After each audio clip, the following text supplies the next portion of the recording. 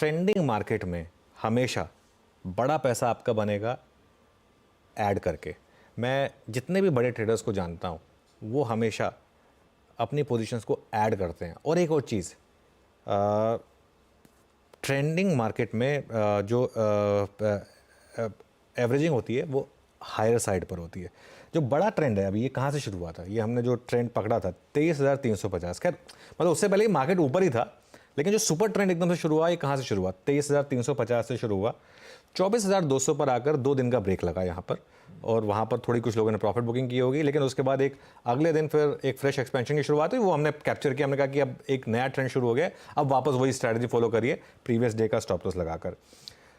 ज़्यादातर लोग क्या करते हैं उसमें, उसके बाद वो मिस कर देते हैं कि 23,350 रह गया, मैं चलो 23,600 23,700 पर सोचते हैं कि एक बार 23,400 500 वापस आ जाए तब एंटर करूँगा। नहीं, वो नहीं है तरीका। फॉर एग्जांपल अभी क्या तरीका है, अभी आप ये मत सोचिए कि मार्केट आपको 24,100 दे दे या 24,000 दे दे, हो सकता है दे दे, वो अलग बात है, लेकिन अगर आप उसकी वेट करते रह जाएंगे तो हो सकता है मार्केट 25,000 चला जाए, आपको पता भी ना चले। इसके लिए एंट्री करिए और अपनी पोजीशन साइजिंग को उस हिसाब से एडजस्ट करिए।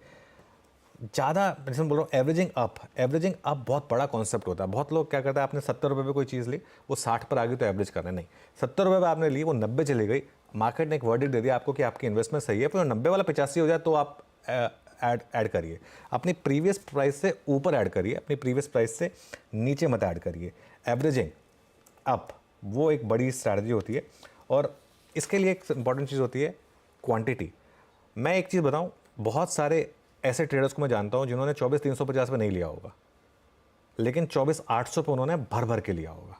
सॉरी, 23,800 पर उन्होंने भर भर के लिया होगा। उन लोगों ने ज़्यादा पैसा बनाया होगा बजाय उसके कि जो 23,300 पर लेकर बैठे हुए हैं सिर्फ, क्योंकि वो ऐड करना, अगर आपको दिख रहा है बड़ा ट्रेंड, अगर आपको अब फॉर एग्जांपल 26,000 दिख रहा है अगर, तो इट डजेंट मैटर कि आप यहाँ पे 24,500 पे लें या 24,200 पर लें, अगर आपका व्यू ये है कि 26,000 तक हम जा रहे हैं। और एक चीज़, बड़े ट्रेंड में आपका डिसीजन सिर्फ एंट्री का होता है और आपका डिसीजन सिर्फ क्वांटिटी का होता है। एग्जिट का डिसीजन मार्केट को लेने दीजिए। एग्जिट मार्केट डिसाइड करेगा कि क्या करना है इस मार्केट में, और इस मार्केट में वो एग्जिट का डिसीजन ट्रेलिंग स्टॉप लॉस एक स्ट्रैटेजी है।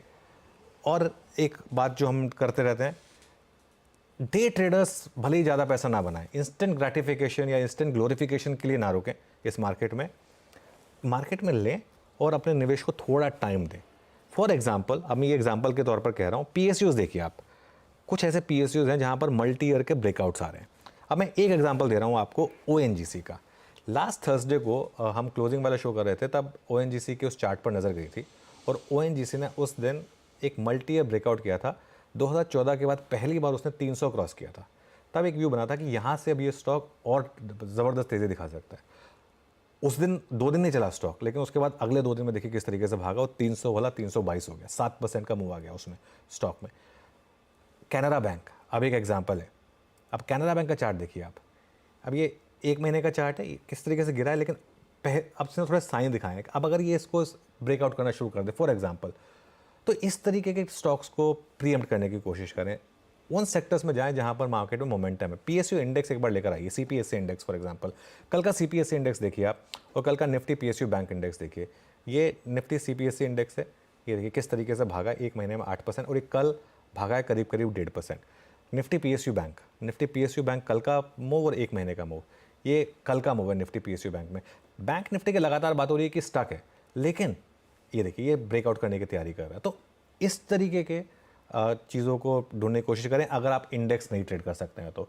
वरना तो खैर इंडेक्स में बहुत अच्छा पैसा बन रहा है, ETFs में बहुत अच्छा पैसा बन रहा है, ट्रेंड बहुत स्ट्रांग है, और एक ट्रेलिंग स्टॉप के साथ इस मार्केट में बने रहें। और मैं फिर रिपीट कर रहा हूँ आज के लिए, लेकिन सबसे बड़ा क्यू वो जो पावल साहब ने बोला वो था मेरे लिए। उसी पे आने वाला हूं मैं। उससे पहले गिफ्ट निफ्टी दिखा देता हूं, सदा हुआ सा गिफ्ट निफ्टी